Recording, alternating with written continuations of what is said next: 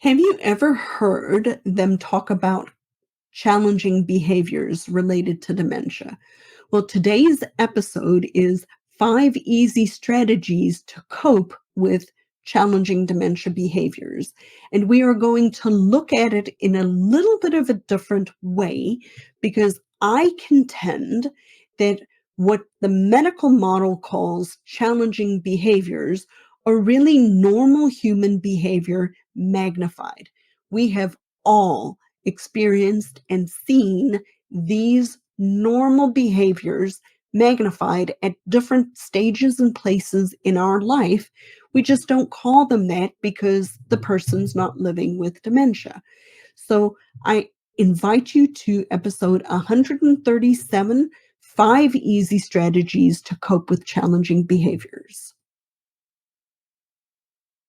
Well, welcome back to the newly rebranded Christian Dementia Caregiving Podcast, where this is a podcast for Bible-believing Christians who are really wanting to make their journey easier for themselves. We look at using your God-given strengths, because we all have God-given strengths, to make this journey easier. And we do this through the lens of hope and help, and realizing and recognizing that despite a dementia caregiving journey, you can still have moments of joy and you can still make good memories. So welcome to this next episode, where today we're going to talk about 5 easy strategies to cope with what is called in the world, quote unquote, challenging behaviors. And we are going to talk through a little bit why I hate the term, quote unquote, challenging behaviors, because it really doesn't describe truly what is happening. Because my contention is, who does it challenge? Does it challenge really the person living with dementia? Or does it challenge me as the person helping the person living with dementia? So episode 137, 5 easy strategies to cope with quote unquote challenging behaviors. So what are these challenging behaviors? Well, in the medical model, there are two vastly different viewpoints related to the behavior that we see a person living with dementia exhibit. The one is called behavioral and psychological signs and symptoms of dementia, and the other one is called unmet needs. So both have truth, both have validity to them, both have certain things that are certainly common. I mostly prefer the one that talks about the unmet needs. But I wanted to explain briefly just the differences between the two. So in the medical model looks at behavioral and psychological signs and symptoms of dementia as being a result of the dementia, right? The unmet needs framework looks at all of the quote behaviors, the things that we see people doing, as the result of them not being able to communicate something going on.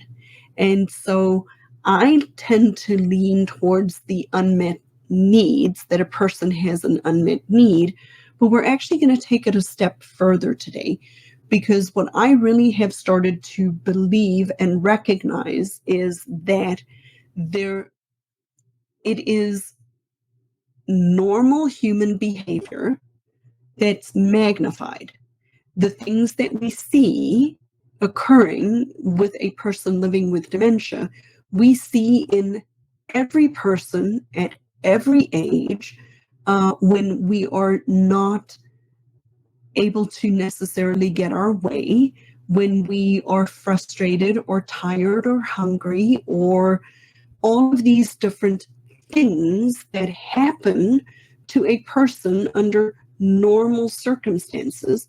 But when they happen to a person living with dementia who now has more and more limited ability to express what it is that they need or want, or cannot put their finger on what's going on, or they cannot tell you what they're experiencing, now we're being slapped with a medical term because the thing that this adult who has always managed to control their own emotions or whatever behavior they have, they've mostly been able to control it with the level of veneer of society.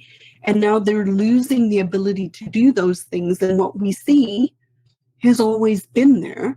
It's just magnified. So I'll use for an example a gentleman that I worked with many, many years ago. And he was living with his wife in a very rural part of South Carolina. And they lived on a farm and they had a beautiful home with 2 bathrooms. And he was having lots of issues with making it to the restroom in time. His wife was having lots of frustration because her life had changed. And now, because of his inability to make it to the bathroom in time, he would use both the bathrooms, and it meant that she had to clean 2 bathrooms because he missed the loo and all sorts of stuff that was frustrating to him, but also frustrating to her.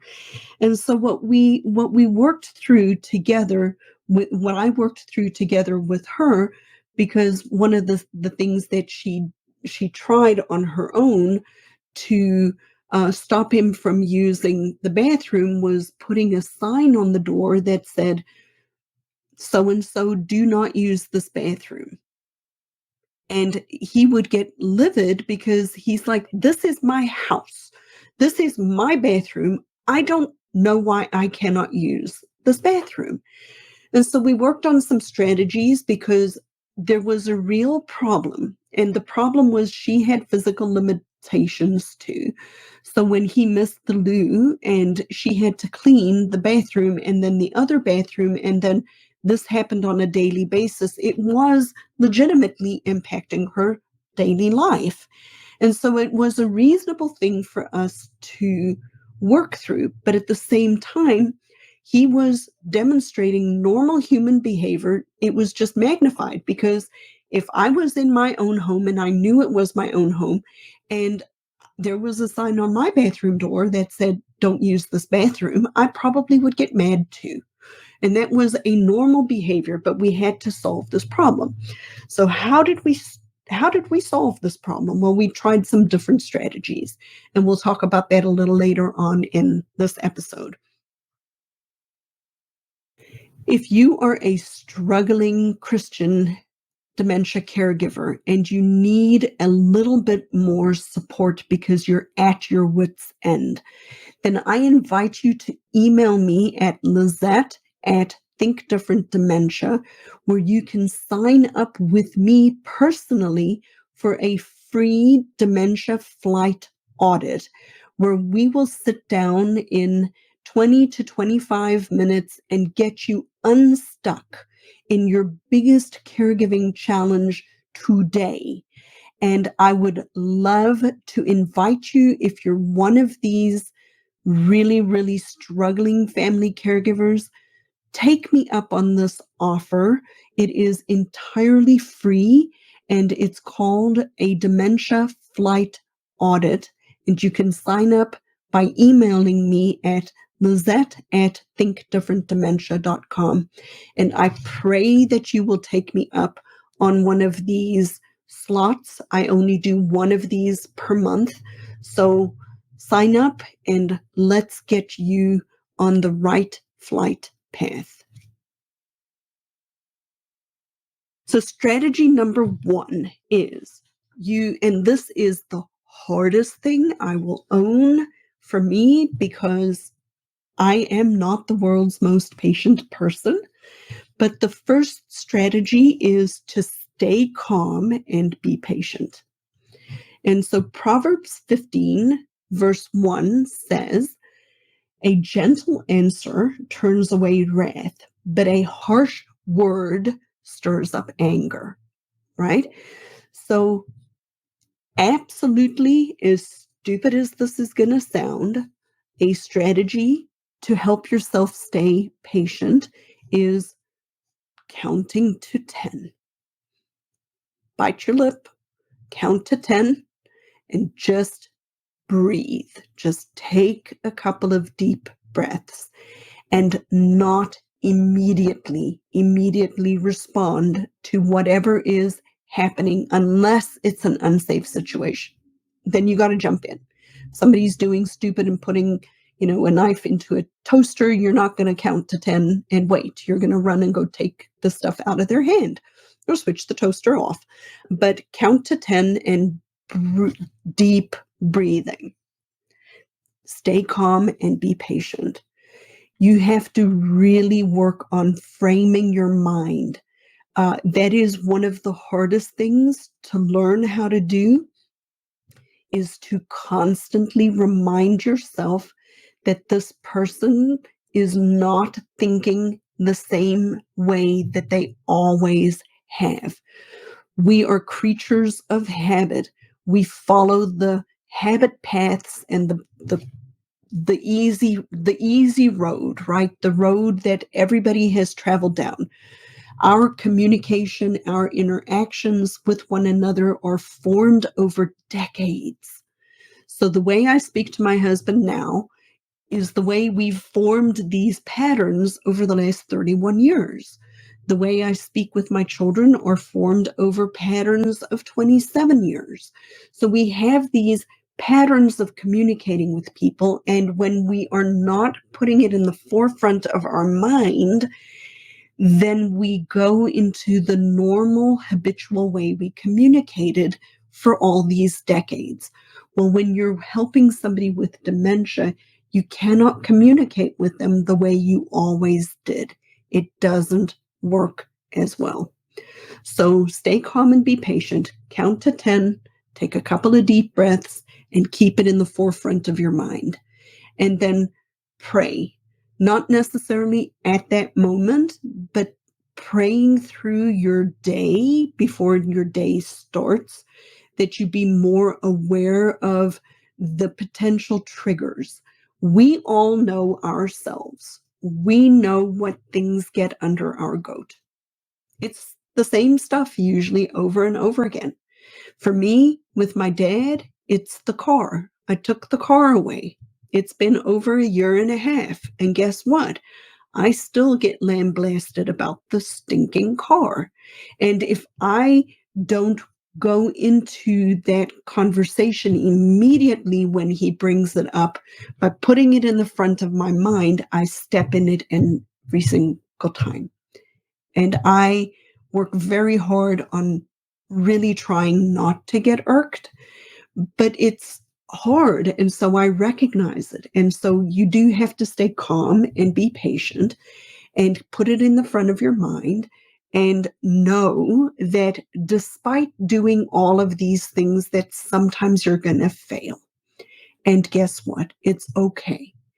We are going to fail. We're going to make mistakes, and then we regroup and then we try it again, because this is an ongoing process. This is an ongoing communication. So that's the first strategy to cope with challenging behaviors. Just stay calm and be patient. The second strategy is to redirect and distract the person.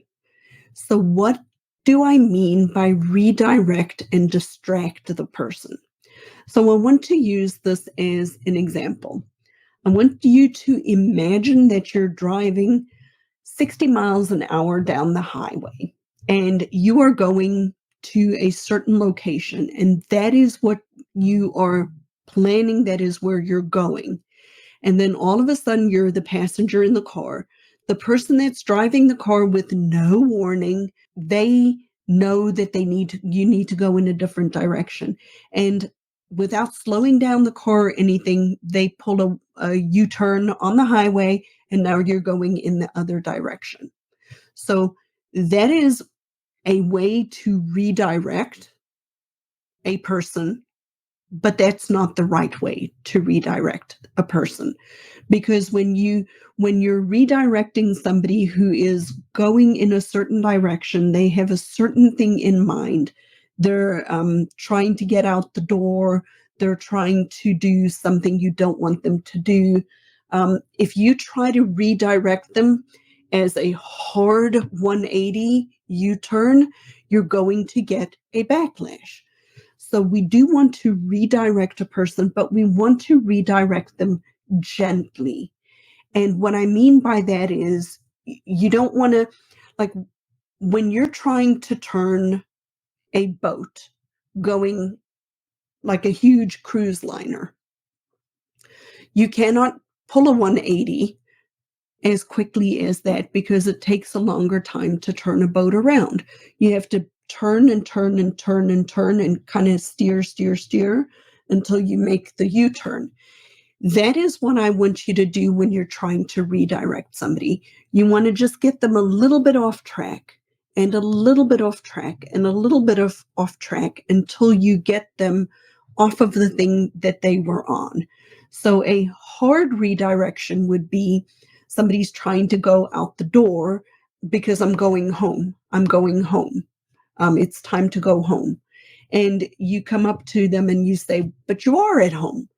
Well, now I'm going to argue with you because obviously, if I think I need to go home and you tell me I'm at home, I'm not going to believe you because this isn't home. I don't know what home might it be. It might be, I think I need to go to where my parents are, and my parents have been deceased for 50 years, but I don't know that. But I need to go to this place that I feel safe. So maybe I'm not feeling safe in that particular situation. Maybe I just don't. Maybe I'm in a different time in my life where home is where my children were when they were little. I may be in a lot of different places when I say, in mind space, in my head, when I say it's time for me to go home.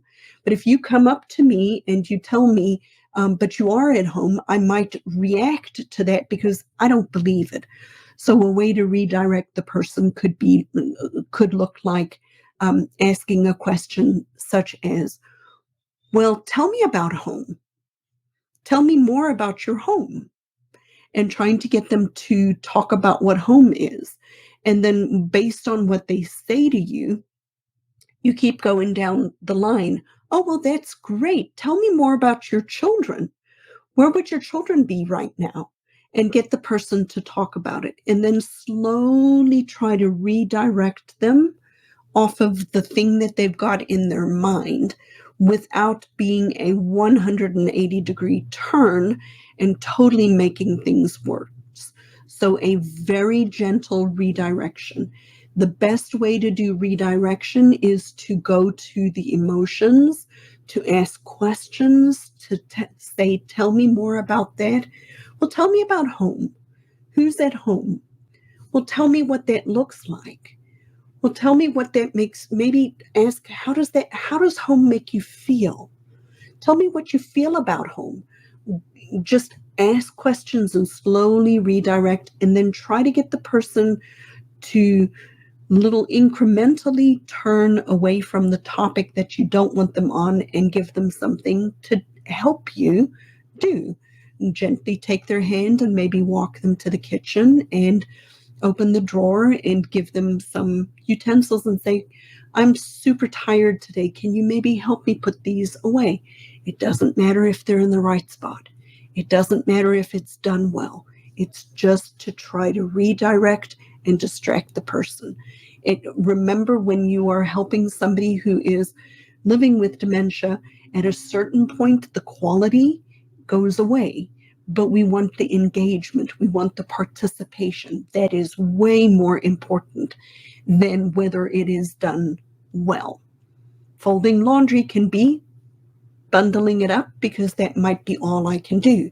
Well, then have them help you and do what they can, even if they're folding the same thing 17 times in a different way. It's a way to engage the person in a meaningful activity. So strategy number 3 is understand and address the root causes of what is going on.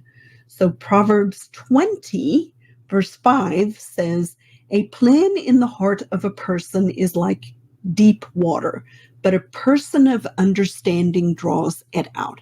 So what on earth does Proverbs 20, verse 5 have to do with challenging behaviors? Well, if you think back to the beginning where we were talking about unmet needs being normal human behavior, magnified, then when you understand and address the root causes of what you see, you can draw it out. A man of understanding draws it out. So I have a very easy framework that I teach people. It's called the PEACE framework. Person living with dementia, what's going on with them? The environment that it's happening in, what is going on in the environment? Whether the person is being engaged in activities or not, which is the A. How you as the care partner contributes to the misunderstanding that results in the magnified normal human behavior. And then we evaluate and run it through this framework all the time. That's like the deep well. So whenever something is happening, I want you to think of what's maybe happening with the person. Look at the environment. Try to figure out what's contributing. Is it noise? Is it light? Is it hot? Is it cold? What can be making this worse? Look at whether the person has been highly engaged all day and their brain is just too much. I cannot do another thing. I'm overwhelmed. Or I've been all alone and not at all engaged in anything and I'm bored and I can't tell you. Or have you come home and you're super stressed because you've just, kicked the dog and had a fight with the boyfriend or whatever? How do you contribute? Can they sense your stress and overwhelm? Are you pacing up and down and that's causing the person that you're helping to pace up and down? Look at everything and then start to find the root causes. I promise you there is a reason, and you can be a person of understanding and draw it out. That is how you learn to speak dementia. And guess what? You can. It is a skill that people can learn. Absolutely a skill that people can learn. The fourth strategy today is use simple and clear communication. So what I find fascinating is that I speak a lot, and I know I do. I'm very vocal, and never loquacious is a good word for me. But I have the ability to shut it off when I'm helping somebody living with dementia. So clear and simple communication. That means not long drawn out sentences. That means starting to go from the way cueing or verbal prompting works is you start with telling somebody something. Then after that, if telling them is not enough, you tell and you point to the thing. So you'll say, and you want to go for the action. So you need somebody to go to the bathroom, but they won't get up out of the chair. You don't say, let's go to the bathroom. You say, let's stand up. And then if the let's stand up isn't enough, then you wait a little bit. It can take 30 to 60 seconds for somebody to respond at certain times in their dementia process. So you've got to give them time to process. So now, let's stand up is not working. So then I say, let's stand up, and I point to the door. Or I'll say, come with me, and I point to the door. And then if that doesn't work, then the third one is, let's stand up. I point to the door, and then I give a physical cue to try to help them stand up. Okay? So we start with speaking, then pointing, and then touching cues. And sometimes we get to the point where we're having to do all of them at the same time. But the less language you use, the better. So instead of saying, let's stand up and walk to the door and go to the bathroom and do all of these things at the same time, break it down into chunks. What's the next thing? What's the next thing? What's the next thing? The very next thing. So stand up. Now we're on our feet. All right, come with me. Now we're walking. You just walk to the bathroom. And then you take care of the thing that needs to happen. Some very, very clear and simple communication. Now let's talk about how communication works in people living with dementia. As a person, as normal people, normal humans, we can talk to somebody who is on a phone. We don't need to see them. We know they're on the other side of the phone, right? So we have ability to know abstract things. My husband is in the next room. If the door were open, he and I, if we could hear one another, could have a conversation without seeing one another, and we can go back and forth, right? But as a person living with dementia changes, their world is slowly coming in.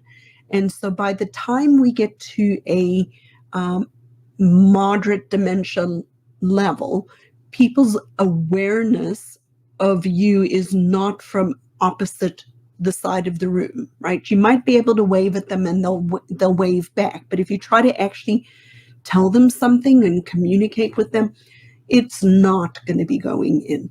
So when we start, you've got to consider the person's world is slowly coming in. When we get to the end stages of dementia, we're looking at about 6 inches in front. Think about the distance that it would be when you're holding a baby. So that, around arm circle. So if you're anywhere outside of that, the person may have no awareness that you're actually communicating with them. They may hear you, but they may not know that you're speaking to them and communicating with them. The next level out is about 18 inches, right? So arm's length away. So when you're further than an arm's length away and trying to communicate with this person, that information may not be going in. After that, it's about 3 feet away, right? So you can be on the other side of the table and talk to them and get a response. So the further into a dementia journey a person is, the closer you need to be to communicate with them. It is not a realistic expectation if somebody has later stage dementia that you try to talk to them from the opposite side of the room, on the opposite side of the house. They either won't hear you or they will not comprehend because they're having trouble with processing of the information. And then you're using perhaps lots of words, and then the information just goes away. These are some simple, clear strategies that you can use to communicate more effectively with a person living with dementia. The 5th strategy today is check your emotions at the door. So I say this a lot, and it's part of the peace framework that we talked about: the person, the environment, the activities, and the care partner. So when you, as a care partner, have stress and emotion or anguish or upset or whatever, frustration, fatigue, and you come into that relationship with that person, because the person living with dementia has lost a lot of the rational part of their brain. What remains is the emotional. They are extremely emotionally in tune to your emotions.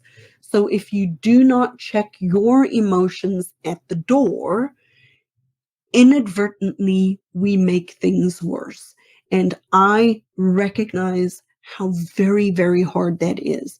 But the more you practice this, the easier it will get with you helping the person that you're helping.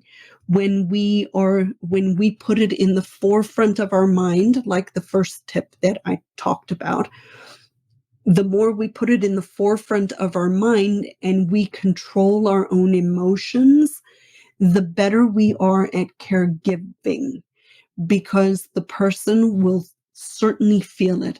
Like, for example, I went to my parents today, and my mom could obviously see I had not been feeling well this week.